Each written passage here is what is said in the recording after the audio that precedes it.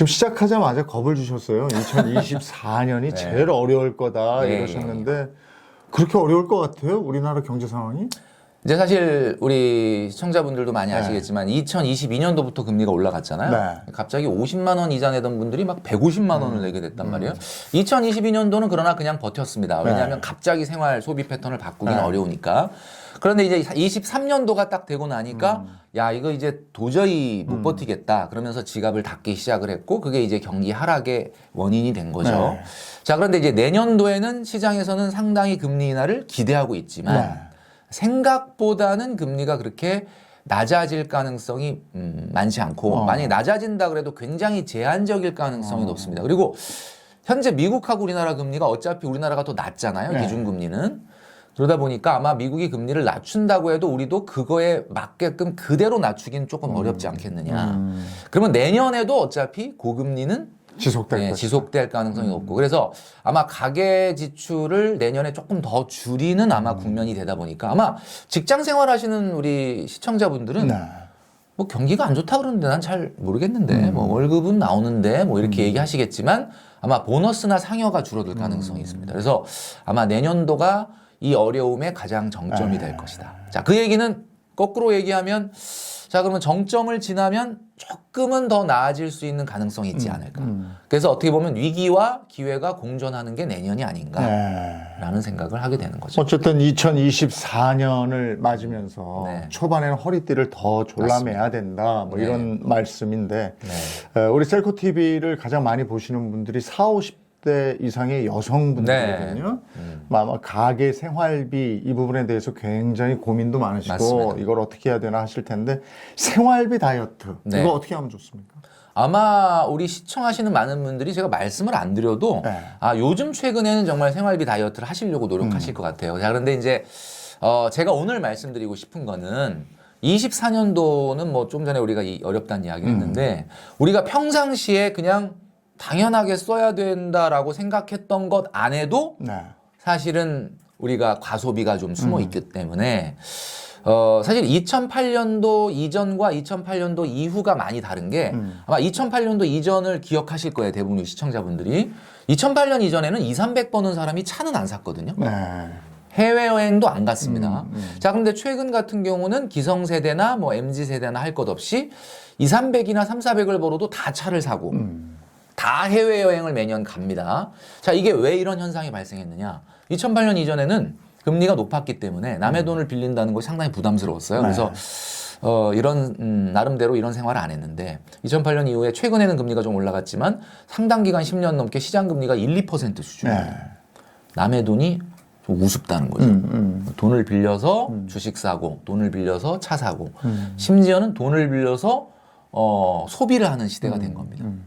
그러다 보니까 우리 기성세대 분들도 아 이제 그냥 이거 뭐 내가 아무리 아끼려고 해도 남들도 다 하는 거 아닌가 이 정도? 이러면서 우리 생활 속에 녹아든 사실은 정상적이지 않은 소비들이 있다는 거죠.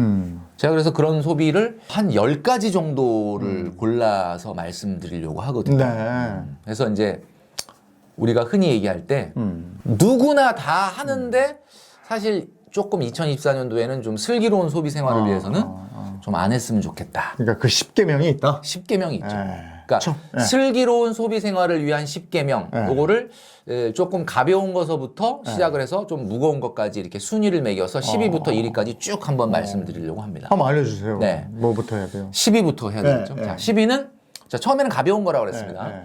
자, 일주일에 구내식당 말고 점심 외식을 3일 이상 하는 습관 요거 좀 고쳐서 최소한 점심 외식은 일주일에 한 번 정도만 하자라는 거예요. 구내식당 요거는 할 수 있을 것 같아요. 할수 저도 있죠. 예전에 네. 그 MBC에 있을 그렇죠. 때는 구내식당 많이 이용했는데 맞아요. 근데 이걸 또 얘기하면 많은 분들이 나는 구내식당 없는데 어떡하냐. 그러면 옆에 구내식당 그렇죠. 네. 예, 바로 옆에 있습니다. 안 찾아봐서 네. 그렇지. 그래서 저는 상암동에 직장 있는 분들은 맞아요. MBC 여의도도 여기는 마찬가지. 또 저기다 직원들한테만 판다. 그런- CJ 여기는 일반인한테 맞아요. 팔아요. 그러니까 잘 찾아보시면 구내식당이라는 게 뭐 전혀 이용을 못하는 분도 있지만 사실은 찾아보면 있거든요. 그래서 보통 우리가 일주일이다 그러면 4일 정도는 동료들하고 구내식당에서 식사하시고 하루 정도 나가서 외식하면은 그 외식이 상당히 스페셜한다. 그걸 좀 한번 해보는 게 어떻겠느냐 그런 이야기죠. 이게 10위였고. 이건 할 수 있을 것 할 수 있을 것 같은데? 같고. 네, 네. 자, 그다음에 9위는 뭐냐면 한 달에 기본 요금 택시를 5번 이하로 타는 겁니다.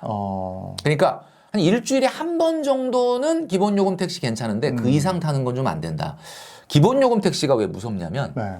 자신한테 면제부를 주기가 너무 쉬워요. 난 요거만 탔으니까. 그러니까 기본 요금이니까. 뭐 내가 뭐 장거리 탄 것도 아니고 뭐 내가 모범 탄 것도 아니죠. 근데 이게 또 쌓이면 상당히 또 큰 대중교통 요금이.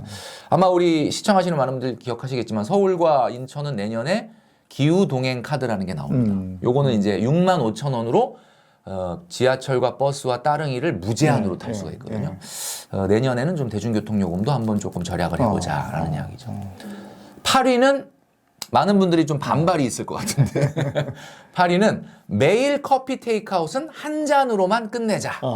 아니 건강을 위해서도 커피 한 잔 정도 마시는 맞아요. 거. 그러니까 브랜드 커피 같은 경우는 하루에 한 잔은 문화니까 어쩔 수 없는데 막 2잔, 3잔 막 이렇게 그 이거 건강에도 안 좋아요. 탕비실의 커피가 지금 유통기한이 막 지나고 있거든요. 여러분 좀 사랑을 해주시면 좋겠다. 자, 7위는 말이죠. 7위는 월 소득의 3% 이내로만 이벤트 비용을 쓰는 겁니다. 뭐 극장 가고 뭐 이런 거 얘기하는 거. 이건 문화 레저비고 이벤트 비용은 기념일이나 생일 챙겨주는 거. 그러니까 예를 들면 300만 원 정도 버는 사람이다. 그러면 300만 원 정도면은 한 달에 한 10만 원 이내. 그러면 1년이면 뭐 100만 원, 120만 원이죠. 아니 근데 저거는 배우자 생일도 있고 아이들 생일도 있고 부모님 생일도 있고 이게 그래서 제가 이제 말씀드리는 게 우리가 국룰로 꼭 챙겨야 될 생일과 기념일이 있잖아요. 그게 뭐냐면 엄마 생일, 아빠 생일, 어버이날, 배우자나 뭐 남친 여친 생일 또는 뭐 자녀나 형제 생일. 그다음에 또 베프 생일, 기념일 이렇게 해서 한 7가지는 우리가 해야 된단 말이에요. 거기에 이제 한 100만 원, 110만 원으로 우리가 해야 되는데 제가 이제 지적하는 건 뭐냐면 애매한 지인 관계인데 그걸 굳이 막 생일을 막 이렇게 비싼 기프티콘 보내는 분들이 있거든요. 그러니까 받는 분이 놀래. 왜 놀래느냐? 이게 그분의 의도가 얼마나 놀래나 보자 그러고 보내는 거거든요. 그래서 이게 애매한 우리 지인들 같은 경우는 생일이면 뭐 커피 한 잔까지는 모르겠는데 막 2만 원, 3만 원 이런 거 보내는 거는 좀 안 주고 안 받는 게 좀 어떻냐라는 이야기죠. 자, 6위는 말이죠. 바로 계절 바뀔 때마다 신상 옷을 사는 습관. 이거는 조금 자제할 수 있을 것 같아요. 요거는 제가 봤을 때는 그렇잖아요. 옷을 우리가 산다는 게 우리가 대한민국의 많은 분들이 하는 얘기가 옷장 문을 열면서 항상 하는 대사가 있잖아요. 입을 옷이 없어. 그렇죠. 입을 옷이 없고. 옷은 꽉 차 있는데 그거 제가 봤을 땐 뭔가 이게 코디 능력이 좀 떨어지는 게 아닌가. 그래서 옷은 내년 봄에 여러분들 그 봄옷 살 거냐 안 살 거냐 신상. 그거는 요렇게 결정하시면 될 것 같아요. 2023년도 봄옷 샀느냐? 샀으면 좀 내년 봄옷은 스킵하는 게 좋겠다. 근데 만약에 안 샀다면은 뭐 그러니까 경년제로 사면 저는 딱 맞을 것 같다는 생각이 드는 거죠. 자, 그래서 이제 10위부터 6위까지를 이제 5가지를 말씀드렸는데 어떻게 뭐 이거 가능할 것 같아요. 다 가능할 것 같죠. 근데 저거 이벤트 비용은 조금 힘들 거는 그렇죠. 같아요. 조금. 그러니까 나름대로 어떤 선을 놓고 조금 그 노력을 좀 해보실 필요가 있다. 자, 그럼 이제 10위부터 6위까지 5가지 말씀드렸는데, 야, 근데 저거 하면은 그렇게 엄청나게 어마어마한 돈이 절약이 될까? 라는 생각 때문에 대부분 시도를 안 하는 거지. 진짜 티끌모아태서는 그렇죠. 맞아요. 그래서 요건 하셔야 된다. 이제부터는 조금 위에 5개는 조금 묵직한 것들입니다. 자. 5번째는 말이죠. 뭐냐면 월 소득의 10% 이하로 문화 레저비를 써야 됩니다. 문화 레저비 하면 우리 이재용 아나운서님 어떤 생각이세요? 저는 그냥 극장 가고 또 뮤지컬도 한번 좀 보고 이게 사실 책도 좀 사고 사실 그 영화를 본다든지 책을 산다든지인데 요즘 2030들은 달라. 요즘 2030들은 일단 PT, 필라테스, 요가 그거예요? 이게 기본으로 들어갑니다.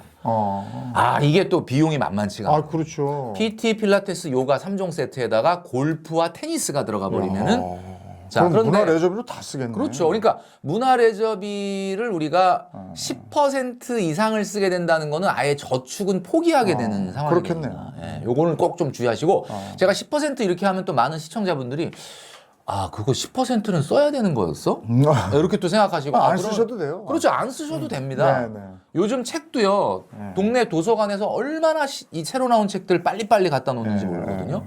그리고 또 거기서 하는 문화 행사 같은 것도 있고 좀 말씀하신 대로 뭐 영화 관람이라든지 독서를 한다든지 이런 건 사실은 그렇게까지 돈이 많이 들지 않고 맞아요. 그리고 뭐 주변에 요즘 얼마나 자전거 탈 수 있는 산책길이라든지 이런 것들 많이 잘 돼 있죠. 산책하고 산에 좀 오세요. 그렇죠. 산에 오시면 좋아요.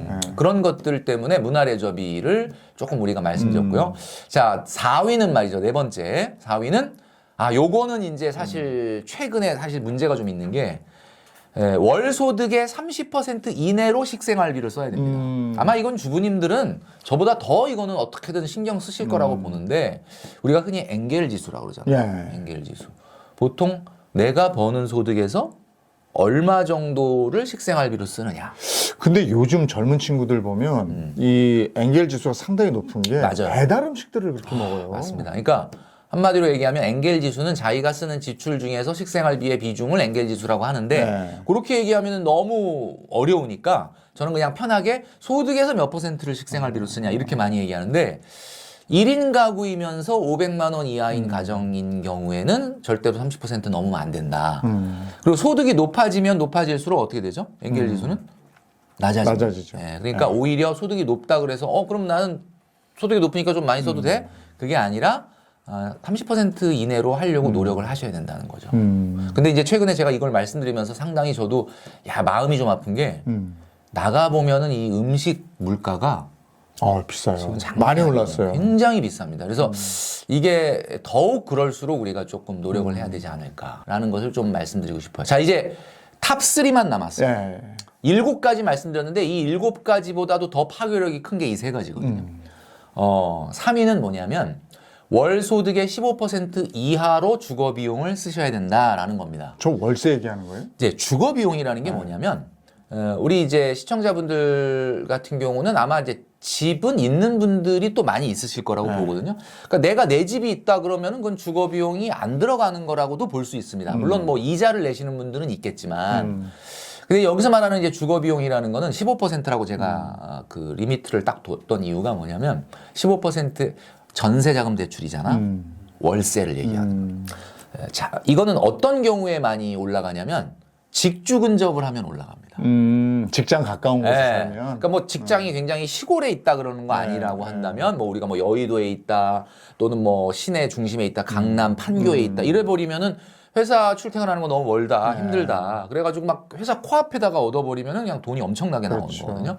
근데 그거는 말 그대로 돌아올 수 없는 그냥 비용이잖아요. 뭐 집에 내가 집값 상승을 예상하고 집 이자 내고 있는 것도 아니고 그러니까 요거는 좀 주의하셔야 되는데 저는 이제 뭐 우리 시청자분들 같은 경우는 1주택자분들도 있고 하니까 딱 일률적으로 적용할 수는 없겠지만은 저는 출퇴근 시간은 수도권이라고 하면 1시간은 돼야 된다고 봅니다. 그러니까 1시간보다 넘어가는 거는 조금 힘드니까 안 되지만 한 50분 도어투도어로 문에서 회사 딱 문까지 한 4, 50분은 출근을 해야 우리 이재원 한사님 항상 한창 그 MBC 이렇게 있으실 때는 보통 방송 관련된 분들은 급하게 필요하다 보니까 막 집 앞에 그러니까 저희가 상암동에 방송사가 있을 때는 주로 마포나 일산 쪽에서 들어오세요. 그러니까 상암동에 딱 여기 사는 분들은 그렇게 많지는 않거든요. 그래도 뭐 적어도 30분, 40분 이상 그렇죠. 그 정도 걸리죠. 그죠, 30분 걸리잖아요. 정도 때. 그러니까 사실 우리 직장인들이 회사 나가가지고 오늘 하루를 어떻게 시작할까, 오늘 어떤 일을 좀 처리할까, 이번 주는 어떻게 살까 이런 명상이나 사색을 할 시간이 없지 않습니까? 그래서 저는 개인적으로 사무실에서 집이 3km였었는데 최근에 이사를 가가지고 가서 지금은 33km가 됐어요. 네, 근데 이제 도어투도어로 1시간 5분 정도 걸리는데 처음에는 좀 힘들겠다 생각을 했는데 이 버스 번호 4개짜리 버스를 타고 다니거든요. 그 안에서 한 35분 동안 명상을 합니다. 생각도 하고 뭐 유튜브에서 무슨 얘기할까 그다음에 또 어떤 컨텐츠를 만들까 이런 생각을 하는데 그때가 상당히 어떻게 보면 좀 창의적 생각이 많이 일어나는 시간인 것 같아요. 그래서 여러분도 주거 비용을 조금 요걸로 좀 조정을 하는 게 좋겠다라는 얘기고요. 자, 2위는 바로 뭐냐면 최근 우리 시청자분들도 TV만 틀면은 주말 같은 때 이런 영상을 많이 보실 텐데 홈쇼핑에서 여행 상품 많이 팔려요. 정말 가고 싶어. 진짜 막 가고 싶죠. 자, 가는 건 좋은데 이 여행 경비가 항상 고민이시죠. 제가 오늘 딱 정해드리도록 하겠습니다. 여행 경비는 월 평균 소득의 50% 이내여야 합니다. 1년에. 자, 그러면 자, 월급이 한 300이야. 보너스가 1년에 한 1200 정도 나와. 그러면 월 평균 소득은 400인 거죠. 그럼 400만 200 원인 사람이 1년에 여행 경비로 쓸 수 있는 거는 200입니다. 자, 그럼 이렇게 얘기하면 많은 분들이 아저씨 그럼 나는 언제 유럽 여행 가냐. 이런 얘기를 모아서, 하잖아요. 모아서. 모아서 가야죠. 네, 모아서. 한 3년, 5년 모아서. 근데 이제 이 예산을 딱 정해놓고 관리를 해야 되는데 이런 예산이 없게 되면 그냥 네. TV를 보다 보면 베트남 다낭인데 39만 원 맞아. 괜찮은데 질러 그냥. 갔다 오고 나서 갚는 거야. 근데 네. 가보면 여러분 아시겠지만 39만 원에 안 됩니다. 그렇죠. 그냥 돈이 39만 원이라는 얘기지 갔다 오면 그거보다 한 2배 이상 들어가거든요. 네. 그러니까 자꾸 예산을 오버하게 된다라는 거죠. 자, 이제 대망의 1위만 남았습니다. 네. 슬기로운 소비생활 10계명을 우리가 지금 왜 하고 있죠? 슬기로운 소비생활 10계명을 2024년도에 실천을 하셔야 비로소 여러분들이 저축을 할 수가 있게 된다. 뭐 저축을 해야 비로소 재테크를 시작을 할 수가 있는 네. 거죠.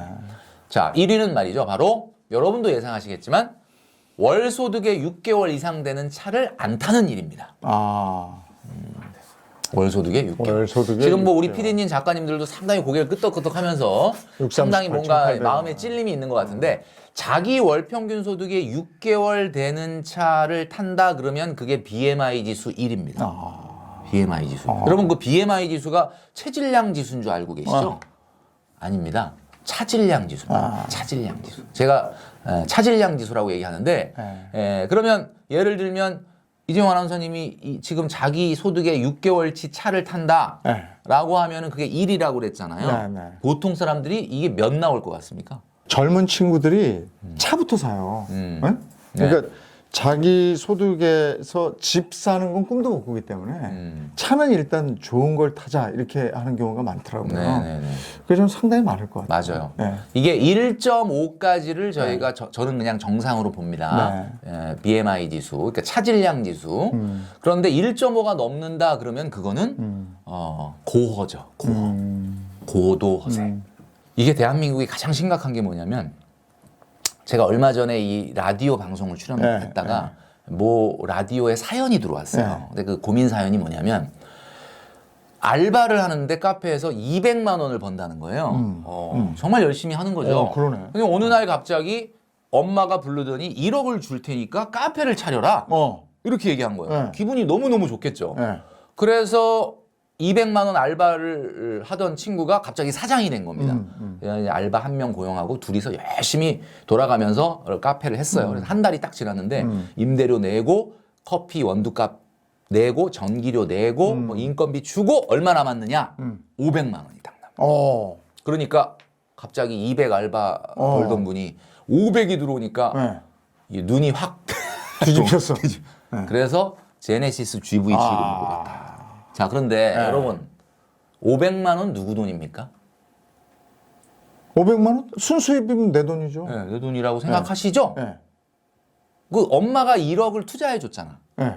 그러니까 1억을 갈아 넣었으니까 500이 나오는 거잖아요. 지금. 그렇죠. 그냥 본인이 혼자 뛰면 200이 지금 200밖에 안 나와요. 네. 1억을 갈아 넣었다는 얘기는 무슨 얘기? 1억을 회수해야 된다는 얘기거든요. 3년 안에 회수하셔야 돼요. 그러면 한 달에 280만 원씩 3년으로 투자금 회수가 돼야 돼요. 그러니까 500을 번다라는 거는 500 안에 280은 내 돈은 아닌 거죠. 1억을 빼야 되니까. 그렇죠. 1억을 회수해야 될 거 근데, 아닙니까? 근데 엄마한테 안 준다고 생각을 한 것 같은데. 그러니까 안 준다고 해도 회수는 해야 됩니다. 왜냐면 내가 내 돈이라도 이거는 들어갔으니까. 왜냐면 고정자산이라는 거는 토지를 제외한 모든 고정자산은 다 감가가 되기 때문에 다 복원을 시켜야 되잖아요. 그거 꼭 생각해야 돼요. 생각해야 됩니다. 그러니까 제가 지금 말씀드린 슬기로운 소비생활 이 10계명 우리 시청자분들도 아마 지키시는 분이 대부분일 거라고 보는데 이거를 2024년도에 내가 만약에 안 할 용기가 있다면 자, 안 할 용기가 있다면 일단 비로소 재테크를 시작할 수가 있을 것이다. 많은 분들이 저한테 이런 질문을 많이 합니다. 멘토님, 뭘 어떻게 해야 되냐? 뭘 좀 해야 되냐? 라고 자꾸 물어보시거든요. 아마 우리 시청자분들도 그래서 뭘 해야 되냐? 라고 많이 이야기를 하시는데 뭘 해야 되냐 이전에 뭘 안 해야 되냐를 먼저 하셔야 돼요. 그래야 뭘 할 수가 있게 됩니다. 그러니까 이 10가지를 좀 잘. 우리 근데 이재용 아나운서님은 이 10가지 다 안 하지 않을까요? 저희 때는요. 그러니까 이렇게 그러니까 저희 때가 아니라 지금 현재 상황. 아니 현재 상황으로. 구체적으로 이렇게 해주셨잖아요. 네. 근데 그렇게 얘기를 했었어. 그러니까 그 30%는 일단 쓰기 전에 저축부터 하고, 30%. 예, 그리고 나머지 가지고 써라. 또는 더 심하게 얘기하면 저희는 이제 방송사였으니까 방송사는 이렇게 추가 근무 수당이니 뭐 이런 거 있잖아요. 그렇죠, 그렇죠. 그러니까 월급의 반은 무조건 저금을 하고 나머지는 선배한테 빌붙든지 아니면 그냥 그거 예, 좋다. 예. 선배한테 예, 빌붙든지. 그러든지 아니면 추가 근무를 해서 추가 근무 수당 가지고 먹고 살아. 그렇지 않으면 너는 월급쟁이기 때문에 돈을 모을 수가 없다. 이렇게 얘기했었어요. 맞아요. 그러니까 우리 이재용 아나운서님이 얘기하는 게 사실은 제가 오늘 말씀드리고 싶은 것 중에 하나가 제가 이제 셀코 TV에 이제 1년 전에도 한번 나왔었는데 그때도 그 얘기했지만 저축을 하고 싶다는 마음이 있는 분들이 반드시 실천해야 되는 게 선저축이다. 제가 그런 말 했잖아요. 선저축. 선저축의 반대말이 후저축이거든요. 후저축이 뭐냐? 대부분의 여러분들이 하는 저축이 후저축. 무슨 얘기냐면 쓸 거를 다 쓴 다음에 남으면 양심상 이거는 저축하자. 이게 후저축인데 그렇죠. 후저축을 하잖아요. 그럼 할 돈이 없어요. 근데 오늘 딱 말씀해 주시잖아요. 먼저 뭐 30%든 40%든 이거는 없다 생각하고 그냥 저축한 다음에 그러니까 누울 자리를 치워버린 다음에 어떻게 할 거냐라고 고민을 해요. 안 되면 뭐 빌부터라 뭐 이런 얘기를 할 정도로 그래야 저축을 할 수가 있다라는 거죠. 그리고 아이들 이제 지금 우리 주부들께서도 많이 보시니까 아마 우리 주부들은 현명한 소비를 하고 현명한 저축을 해 오셨을 거예요. 맞아요. 예. 근데 이제 아이 리스크거든. 아이들이 용돈 달라고 하고 막 이런 것 때문인데. 네. 근데 아이한테도 이런 얘기를 자꾸 해주셔야 될 거예요. 맞습니다. 이게 포항되지 않게. 예, 결국은 제가 머니 트레이너잖아요. 네. 공부, 운동, 저축의 공통점은 몰라서 못하는 게 아니라 반복을 못해서 그런 거예요. 그러니까 트레이닝 개념이 필요한 거거든요. 자꾸 얘기해 줌으로써 그게 생활에 녹아나야지. 아예 뭐 우리가 뭐 공부, 운동, 저축 어떻게 하면 성공하는지 뭐 몰라서 못합니까? 그러니까 결국 계속 지금 말씀해 주시는 것처럼 계속해서 녹아들도록 얘기해 주셔야 된다라는 이야기죠. 알겠습니다. 구체적으로 10가지를 들어서 지금 얘기를 해주셨어요. 아니 근데 오늘 이거 책을 새로 내셨어요? 그건 못 예. 들었는데. 제가 매년 책은 계속 나왔는데 올해는 이제 책은 아니고 가계부를 냈습니다. 네, 이렇게 이제 가계부라고 돼 있는데 그래요? 제목이 짠테크 가계부다 이렇게 돼 있는데 제 얼굴이 좀 부담스러우시면 이거를 벗기시면 되는 거예요. 사실 이제 가계부를 내게 된 이유가 사실 최근에는 가계부 쓰는 문화가 좀 많이 없어졌잖아요. 근데 이제 그 내년도가 2024년도가 아마 경제 위기의 가장 정점이 되지 않을까. 아유, 겁나. 그래요? 시청자분들도 많이 알고 계시겠지만 그래서 내년도에는 우리가 손글씨를 쓰듯이 다이어리 쓰듯이 경제 다이어리를 매일 조금씩 써보는 게 어떠냐. 이제 그런 차원에서 이제 이 가계부를 만들게 된 거죠. 이게 특징이 있습니까? 여기 뭐 어떤 사실 뭐 제일 중요한 건 예, 그렇죠. 가계부라는 게 이제 뭐 사실 다 똑같은 거일 수도 있는데 네. 사실 이제 이게 보면은 우리가 일반적으로 다이어리처럼 이걸 벗기면 그냥 여기에 여러분들 스케줄러로 사용하실 수 있어요. 그리고 이제 가장 특징이다라고 얘기할 수 있는 거는 소비 MBTI라는 걸 만들었습니다. 그게 뭐예요? 소비 MBTI라는 건 이제 뭐 MBTI의 짝퉁 아니냐 뭐 이런 얘기 하시는데 그런 건 아니고요.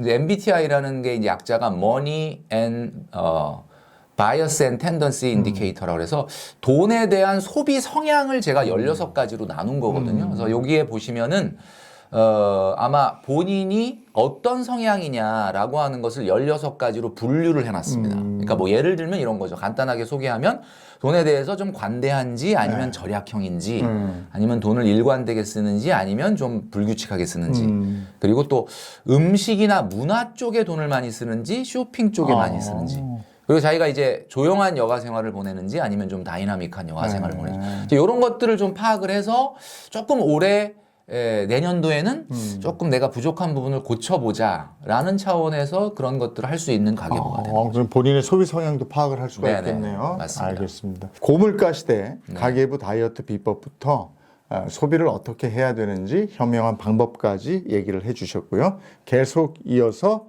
김경필 대표 돈 강의, 돈 얘기 해보겠습니다. 네, 셀코 TV 탐나는 재테크 돈으로 혼쭐 내는 남자 돈줄남 김경필 머니 트레이너와 함께하고 있습니다. 2024년은 아마 경제는 계속 위기일 거다. 굉장히 어려울 것이다. 이렇게 얘기를 해주셨는데 어쨌거나 재테크 하는 분들 주식이나 부동산 이런 투자에 대한 생각을 하실 거란 말이죠. 네. 이게 낫지 않습니까? 무조건 저금하는 것보다. 네. 근데 사실 그 여러분도 아시겠지만 입사를 같이 한 네. 우리 신입사원이 있는데 동기들은 한 6년, 7년 만에 다 1억 정도 이렇게 저축을 해서 모았어요. 근데 한 친구만 2천만 원밖에 없어. 그럼 그 친구는 2천만 원을 모은 걸까요? 아니면 쓰다 남은 걸까요? 쓰다 남은 거죠. 그럼 모은 거 아니지, 그거는. 그죠? 뭐 양심상 남긴 거라고 볼 수가 있겠죠. 네. 그럼 그분은 야, 안 되겠다. 내가 이제 우리 동기들은 다 물어보니까 대충 한 1억 정도는 있던데 똑같은 월급 받으면서 내가 2천만 원밖에 없으니 얼마나 사실 자기가 뒤처졌다고 생각을 하겠습니까? 이때 머릿속에 떠오르는 게 바로 인생 역전이에요. 그러니까 한마디로 얘기해서 한방. 주식이나 코인에 들어가는 사람의 99%가 저축을 소홀히 한 사람들이에요. 여러분 또 찔리셨죠? 제가 많이 만나봐서 아는데 굉장히 주식에 몰두하고 있는 사람들을 보면 평상시에 저축을 안 한 사람들이 많아요.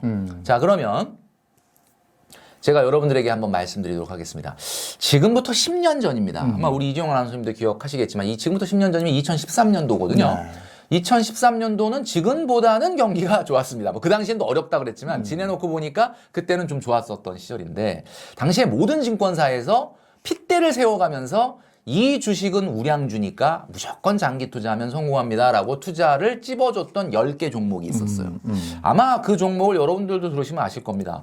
삼성전자, 네이버, 포스코, 현대차, SK텔레콤, 뭐 대한항공, 삼성생명, 현대상선, KT, KTNG 뭐 이런 회사들입니다. 여러분 뭐 들어보면 다 아실만한 회사들이고 이 회사들 지금 다 잘 나갑니다. 자, 그러면 2013년 전이면 지금부터 10년 전이죠. 10년이면 강산도 변화요. 그러면 이건 뭐 10년 전에 이걸 투자했다면 지금 그래도 뭐 오르지 않았을까? 지금 정확하게 2023년 10월 종가 기준으로 제가 얼마 전에 계산을 해봤는데 이 10개 종목 중에 6개가 플러스 4개가 마이너스였어요. 그래서 그래도 6개는 10년 정도 투자하니까 어쨌든 플러스네. 자, 우리나라의 근원물가 지수라는 게 있습니다. 그러니까 식품과 에너지 값을 뺀 나머지의 근원물가 지수가 있는데 이거 10년 평균이 한 2% 정도 되거든요. 그러니까 1년에 한 2% 정도는 근원물가 상승률이 있다는 거죠.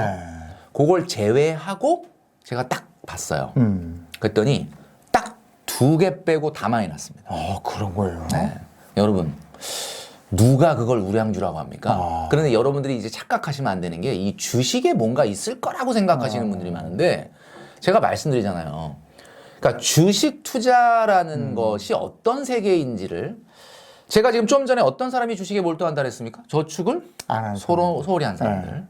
자, 우리 시청하시는 많은 시청자분들이 어느 날 갑자기 이러고 있었는데 주변에서 막 무용담이 들리는 거야. 주식해서 뭐 돈 벌었다, 뭐 몇 프로 먹었다. 맞아요. 그러면 갑자기 막 불안해지면 나만 주식, 내가 이 주식 나도 분산 투자 좀 해야 되는 거 아니야? 라고 마음속에 공포감이 일어나는데 그 공포감을 우리가 FOMO라고 합니다. FOMO. 옛날에 한동안 유행했던 말이에요. FOMO가 뭐냐면 Fear of Missing Out이라고 그래서 나만 뒤처지는 거 아닌가 하는 공포감입니다. 자, 이 공포감이 이렇게 극에 달했을 때 안 되겠다. 나도 투자를 해야 되겠다라고 주식시장에 뛰어들게 되거든요. 그때가 꼭지예요. 그러니까 항상 나는 왜 이렇게 나만 하면 안 되느냐. 그게 공포감이 들었을 때 행동에 옮기니까. 여러분들이 어떤 기업을 관찰을 하다가 저 기업에 투자하면 무조건 나는 미래에 성공할 수 있을 것 같아 라는 확신과 신념이 들어서 그 누구 얘기도 들은 적이 없는데도 그 회사에 투자했다면 여러분들은 성공할 가능성이 있지만 여러분이 주식을 시작하게 된 계기가 뭡니까? 물어보면 그때 내가 왜 하게 됐더라? 그때 막 주변에서 막 다들 뭐 돈 벌었다 그러는데 나만 좀 뒤처지는 것 같아서 그 공포감에서 시작했잖아. 그 공포감이 들었다는 게 그게 꼭대기였다는 뜻이거든요. 그러니까 여러분 주식을 통해서 뭔가 의미 있는 유의미한 변화가 있을 거라는 생각은 공포일 뿐이지 현실은 그렇지 않습니다, 여러분. 제가 말씀드릴 수 있어요. 그러니까 제발 공포감으로 시작하지 마셔라. 라는 말씀을 드리고 싶습니다. 그렇다면 내가 저축을 하는 방법에 있어서 저축으로 목돈을 좀 모아야 될 텐데 그럼 저축을 해서 목돈을 모을 수 있는 팁을 몇 가지 정도 알려주셔야 될 거 아닙니까? 네. 아까 동기들은 다 1억 모았는데 본인은 2천만 원밖에 없더라. 그 8천만 원은 어딘가로 사라진 거잖아요. 그 8천만 원이 뭐 아름다운 추억으로 인별그램에 있겠지. 근데 문제는 돈을 어떻게 모을 거냐라고 하는 건 제가 늘 강조하는 거지만 1억 정도 모은 분이 이제 1억 정도 모았으니까 저축을 계속하면서 이 1억을 100% 예금으로 돌리는 것보다는 일부를 조금 주식 같은데 위험 자산에 옮겨서 분산 투자를 해보자. 네. 그러면 그거는 분산 투자가 맞아요. 근데 아까 말씀드렸던 것처럼 2천만 원밖에 못 모았으니까 불안해서 이 2천으로 한번 인생 역전해보자라고 주식시장에 들어가면 그거는 분산 투자가 아니다라는 거죠. 자, 그러면 우리가 1억까지는 사실 어떻게 보면은 위험 자산으로의 어떤 분산보다는 딱 예적금으로 모으라는 이야기인데 그럼 1억을 어떻게 모을 거냐라는 방법론이 이제 나오는 거잖아요. 지금 말씀 주신 것처럼. 뭐 이재용 아나운서님한테 제가 거꾸로 볼게요. 만약에 지금부터 1억을 모아야 된다. 뭐 그게 3년이 걸릴지 5년이 걸릴지 뭐 이렇게 모아야 된다라고 어떤 목표가 생기셨어. 네. 그러면 우리 시청자분들에게 이재용 아나운서님 같으면 어떻게 모으시겠습니까? 저는 그냥 저축이에요. 왜냐하면 제가 그동안 살면서 얼마나 많이 주식에서 상처를 입고 그렇죠. 얼마나 많이 또 뭐 여러 가지 기타 등등 투자해서 손실을 받겠습니까? 근데 지금 보니까요. 딱 그렇게 요즘 같은 경우는 금리가 그래도 한 4% 정도. 그 4% 넘는 데도 있고. 이렇게 해서 3년을 주식에 넣어놨다고 내가 12%를 벌 수 있는 게 아니에요. 근데 4%씩 또박또박 넣어놓으면 3년이면 그냥 12%가 생겨요. 그렇죠. 복리로 얘기하면 조금 더 붙을 수 있죠. 근데 요즘에는 이게 맞아요. 주식 상승기가 아니기 때문에. 근데 요 시기를 놓치면 안 되거든요. 그래서 저는 이렇게 모으겠어요. 사실 제가 말씀드리려고 하는 것과 맥락이 같은데 지금 금리로 5년에 1억 만들려면 153만 원을 매달 저축을 하면 되거든요. 근데 153만 원이 어떤 분한테는 뭐 그 정도 할 수 있지라고 얘기하는 분도 있지만 대부분의 분들은 153을 어떻게 하냐. 자, 그래서 그러면 153만 원이 좀 어렵다 그러면은 우리 이재용 아나운서님이 추천했던 것처럼 따박따박 저축을 하되 조금 기간을 늘려서 한 6년, 7년으로 모아보면 어떻겠느냐. 6년, 7년 후에 1억 만드는 저축을 해보자라고 하면 106만 원이 들어가면 되거든요. 근데 많은 분들이 걱정을 하는 게 5년에 1억 만드는 거는 내가 그냥 그렇게 하면 좋겠다는 생각이 드는데 7년에 1억 그러면 느낌이 이건 너무 먼 미래인데 그 7년 후가 오기는 오냐. 그리고 7년 후에 1억 타면은 그 1억이 지금 1억 아니지 않겠느냐. 뭐 이런 생각이 드는 거예요. 그래도 1억이 나. 근데 맞습니다. 그리고 중간에 끊어가야 돼요. 맞아요. 이게 한 5년 플랜, 3년 플랜 해가지고. 제가 지금 말씀드리려는 거 다 말씀해 주시는 것 그죠? 같아요. 그러니까 좀 그렇게 하는 게 낫더라고. 우리 시청자분들도 공감하시겠지만 제가 말씀드린 거는 7년 후에 1억을 타면 지금 1억이 아니다라고 말씀하시는 분은 어떻게든 빠져나가려고 그러는 거야. 안 하려고. 그래서 내가 좋아요. 그러면 지금 여러분들은 안 하려고 그러고 저는 하게 하려고 그러잖아요. 그럼 좋다 이거야. 자, 그러면 아까 제가 얘기한 근원 물가 지수가 2% 있다 그랬으니까 그러면 7년 후에 1억이 지금 1억하고 화폐 가치가 같으려면 1억 곱하기 1 플러스 0.02에 7제곱을 하면 되는 거야. 그럼 얼마가 나오냐면 대략 1억 1,500 정도가 나와. 그러면 7년 후에 1억 1,500을 타면은 지금 1억하고 화폐 가치가 같은 거 아닙니까? 그럼 1억 1,500 만드는 저축을 하시면 되는 거예요. 자, 그러면 153만 원은 너무 커서 못 하겠다. 한 100만 원 안 되는 돈으로 난 저축을 하고 싶은데 1억은 모으고 싶어. 근데 인플레이션은 또 극복하고 싶어. 그러면 제가 말씀드리는 방법을 잘 기억을 해보십시오. 자, 95만 원을 일단 적금을 하세요. 그거 할 수 있잖아요. 95만 원. 그리고 95만 원 적금을 딱 하고 남들한테는 이렇게 얘기하는 거야. 나 1억 만들기 저축한다. 그러면 언제 타는 건데? 얼마 내는데? 이런 거 물어보면 알려고 하지 마. 다쳐. 난 일단 95만 원으로 적금을 두는 거야. 자, 그리고 내년에 1년 후에 딱 10만 원만 더 하는 거예요. 10만 원은 더 할 수 있지 않습니까, 여러분? 그 월급도 올라갈 수도 있고 10만 원 더 하는 거예요. 이건 할 수 있잖아요. 그리고 그 다음에 딱 10만 원만 더 하면 이제 몇 년 안 남아요. 요렇게 하면 7년 후에 1억 2천이 나옵니다. 근데 1억 2천 중에 아까 1억 1,500만 있으면 지금 1억하고 똑같다 그랬잖아. 500 남네? 500은 2030년 월드컵 보러 가면 되죠. 그거 2030년에 타니까. 그러니까 저축하는 방식을요. 저는 항상 어떻게 저축을 하냐면 저축에 리워드를 넣어요. 그러니까 1,000만 원 타는 적금이 아니라 1,000만 원을 탄다면 1,000만 원 정도 모은 나한테는 50만 원 정도는 보상을 해야 되는 거 아닌가? 1,050을 만들어요. 그래서 1,000만 원은 다시 재투자하고 50은 뭐 한우를 먹으러 가든지 아니면 뭐 나한테 뭐 필요한 걸 하든지 이렇게 하시는 거거든요. 자, 그래서 여러분 저축하는 방법은 아까 우리 이종원 아나운서님 말씀하신 것처럼 끊어가라. 3년 모으고 뭐 그다음에 5년 갔다가 뭐 7년 간다. 이것도 굉장히 좋은 방법이고요. 매년 처음부터 똑같은 금액을 7년, 5년 하는 것은 처음이 너무 무리니 처음에는 작게 시작하지만 매년 조금씩 에스컬레이션이 되는 이런 형태로 해서 인플레이션을 잡을 수 있는 숫자의 목표를 잡아서 하셔라. 그리고 거기에 마지막에 꼭 자기에게 보상을 넣어놓는 거예요. 네. 제가 얼마 전에 저희 그 유튜브 구독자분들하고 약속을 해가지고 264만 원짜리 적금을 또 새로 하나 들었거든요. 아, 힘들죠. 이게 과연 이제 질러놓고 야 이게 될까? 다달이? 네, 다달이. 근데 264만 원이 왜 264만 원이냐면 2026년 6월 11일 날 북중미 월드컵이 개막이에요. 아, 거기 가려고 지금 거기 가려고. 근데 1억은 모아야 최소한 월드컵 보러 갈 수 있다. 그래서 그 1억 모으는 적금을 하는 거예요. 그래서 내가 지금 이거를 했는데 처음에 이제 구독자분들하고 약속을 하고 여러분들도 이제 같이 하자. 좀 소득이 조금 있는 분들은 같이 할 수 있지 않냐. 해서 제가 이제 기업은행에 가입한 것도 이렇게 깠어요. 그래서 이제 공개하고 했는데 처음엔 하면서도 야 이거 근데 아이씨 이거 할 수 있을까 이렇게 했는데 벌써 이제 내일 7번째가 이체되거든요. 그럼 그 얘기 무슨 얘기냐면 29개월밖에 안 남았다는 거예요. 그 이자는 몇 프로짜리예요?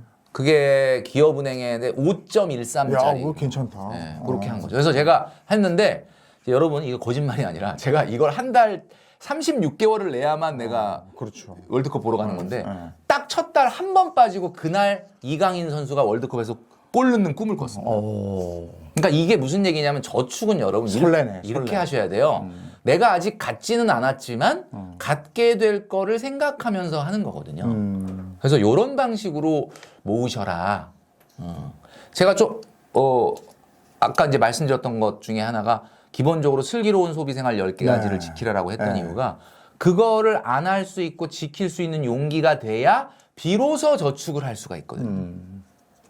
그래서 요걸로 1억까지는 좀 이런 방법으로 모아보는 게 좋겠다라는 얘기를 하는 거죠.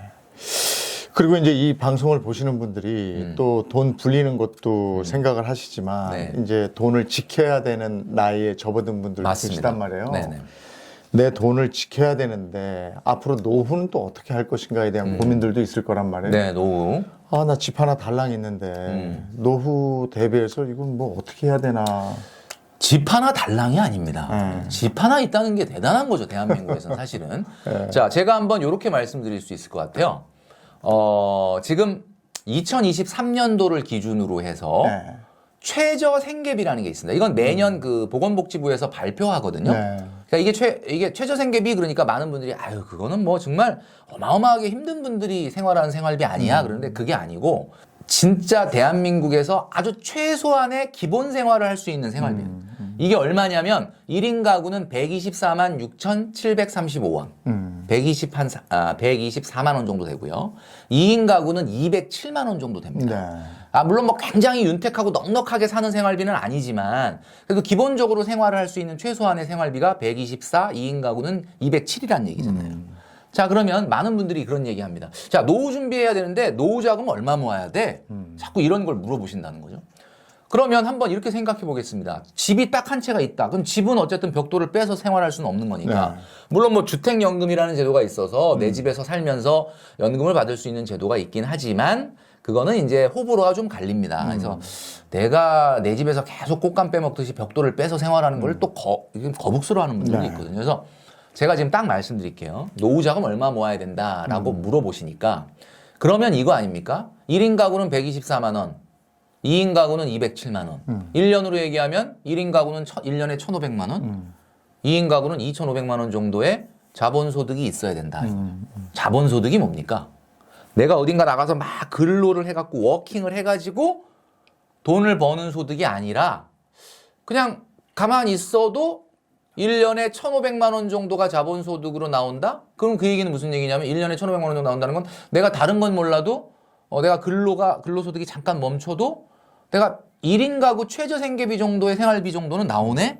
이런 정도의 자본이 있어야 되잖아요. 그게 지금 금리 4%로 3억 7,500입니다. 아. 자, 1인 가구들 잘 기억하세요. 3억 7,500은 자본이 있어야 그러면 이제 거기서 나오는 최저생계비 자본소득 4%와 뭐 국민연금이라든지 뭐 이런 것들 기타 소득을 더해서 이제 조금 윤택하게 생활하실 수 있는. 자, 2인 가구 같은 경우는 얼마냐? 2인 가구 같은 경우는 4%를 기준으로 보자면은 한 6억 5천 정도. 이 정도는 있어야 최저생계비 정도가 나온다라는. 이제 우리 시청하시는 많은 분들이 자본소득이 뭐야? 뭐 이렇게 얘기하시는 분이 있는데 여러분 그 서민과 중산층을 나누는 기준이 있어요. 우리 시청자분들은 어떻게 본인을 중산층이나 부유층으로 보세요? 아니면 어떻게 서민층으로 보세요? 우리 그 카메라 감독님은 어떻게 뭐 우리 중산층이세요? 서민이 본인 어떻게 생각하십니까? 저는 서민. 서민. 빛의 속도로 대답하시죠. 근데 우리나라 분들이 좀 낮춰서 맞아. 얘기하는 경향이 상당히 있어요. 이렇게 좀 겸손한 부분인데 예, 제가 예. 딱 정해드릴게요. 얼마가 있으면 뭐 중산층이고 부유층 이게 아니고 네. 오로지 근로소득에 의존한 생활을 하면 연봉이 3억이라도 서민입니다.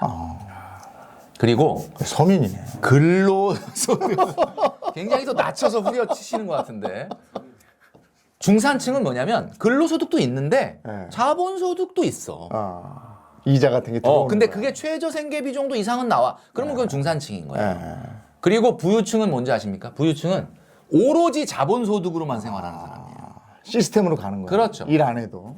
그 올해 가장 히트했던 드라마 중에 더 글로리라는 드라마. 네, 네. 안 보셨죠? 우리 이 영화? 좀 봤어요. 네. 거기에 유명한 대사가 있지 않습니까? 그 유명한 대사 뭐냐면 근로소득만 내는 너는 모르는 이 종합소득세 내는 세상이 있단다. 혜정아. 이거 있잖아요. 그 대사가 있었나? 그렇죠. 그 대사. 그러니까 근로소득만 내는 너는 모르는 종합소득 내는 이 세상이 있단다. 혜정아. 이게 무슨 뜻이냐면 여러분 중산층 이상이란 뜻이에요. 그게. 그러니까 여러분 종합소득세를 내셔야 됩니다. 근로소득만으로는 안 돼요. 아니 근데 그게 아까워요. 그러니까 이제 아까 말씀이 뭐 얼마가 있으면은 1년에 뭐 우리가 최저 생계비 정도의 이자 소득이 나온다.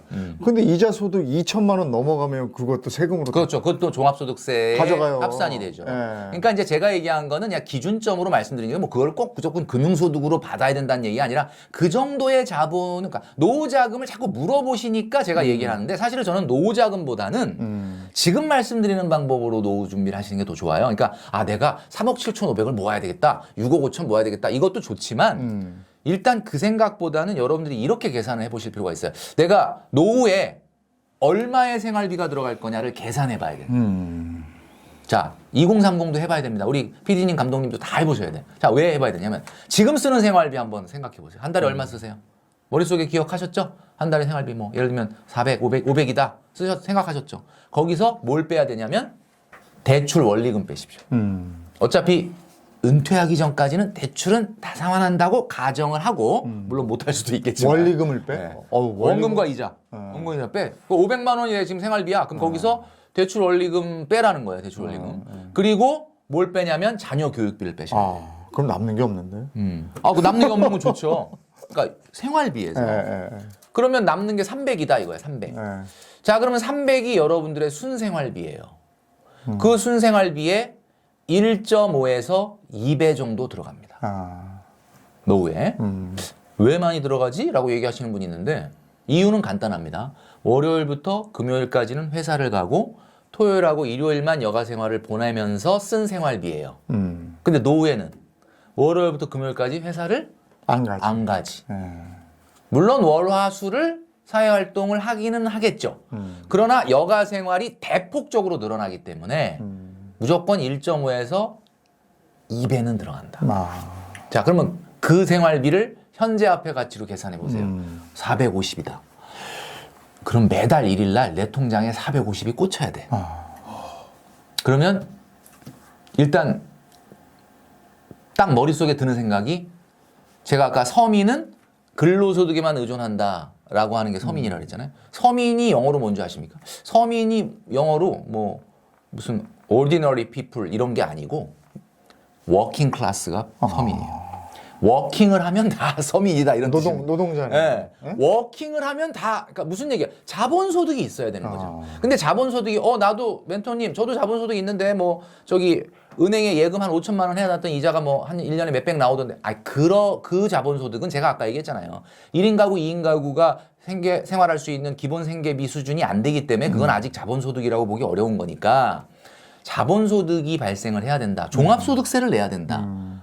종합소득세를 내야 된다. 그 이야기 얘기는 무슨 얘기냐면 일단은 노후 준비도 돈 모으기부터 시작을 해야 됩니다. 왜냐? 내가 일단 1억 이상의 자본은 생겨야 그 다음에 야 이거를 뭐 부동산을 투자를 할지 아니면 뭐 조금 주식에 분산 투자를 할지 아니면 이걸 가지고 뭐 청약을 할지 아니면 이걸로 요즘 최근에는 우리 젊은 직장인들 중에 N잡이 열풍이거든요.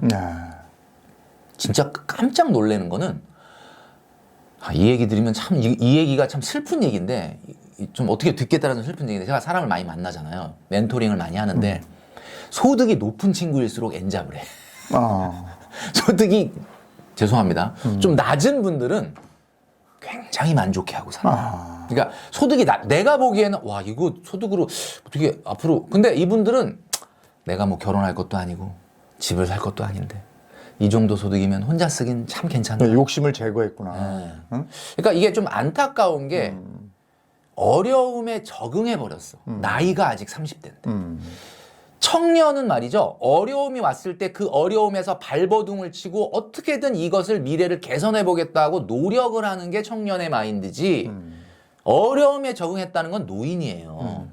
그러니까 어려움에 적응한 상태가 돼버렸다는 게 너무 슬픈 거야. 그러니까 그 소득이 좀 높은 분들은 막 눈에 불을 켜고 엔잡을 하는데 조금 말씀드리긴 좀 죄송스러운 얘기긴 한데 정말 여러분의 월급을 여러분의 한계라고 묶어놓지 마시기 바랍니다.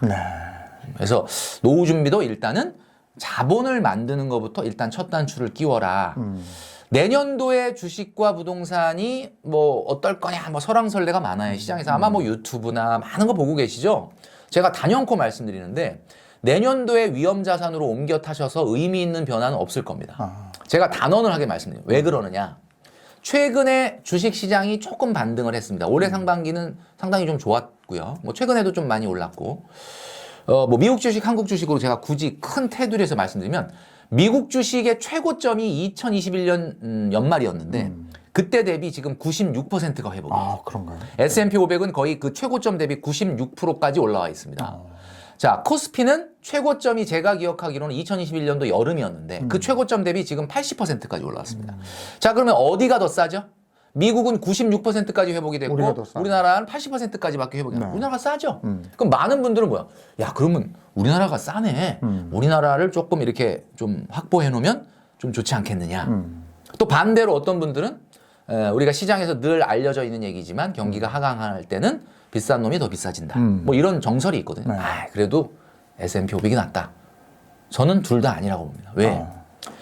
최근에 주식시장에 나타났던 살짝 반등이라고 하는 건 아마 여러분도 아시겠지만 내년도에 미국의 통화정책이 어디로 갈 거냐.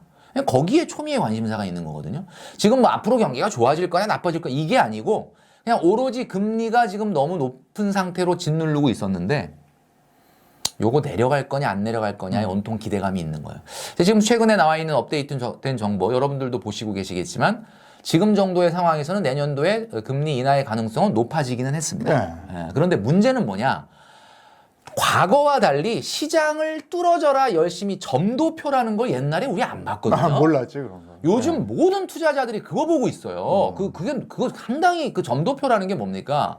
연준이 앞으로 6개월, 1년 후에 예상 기준금리의 수준을 이렇게 예고하는 건데 이걸 시장이 보기 시작을 했고 모든 투자자들이 보고 있기 때문에 제가 봤을 때는 코로나 같은 엄청난 경제 위기가 와서 다시 금리를 막 어마어마하게 내리지 않는 한은 아무리 금리 인하를 하더라도 이미 그 금리 인하에 대한 기대감은 주식시장에 다 반영이 된 겁니다. 그래서 아마 제가 봤을 때는 금리 인하가 현실로 다가와도 뭐 상당히 상승은 제한적이거나 오히려 어떻게 보면은 실망해가지고 한 2% 인하할 줄 알았는데 1.5밖에 안 해?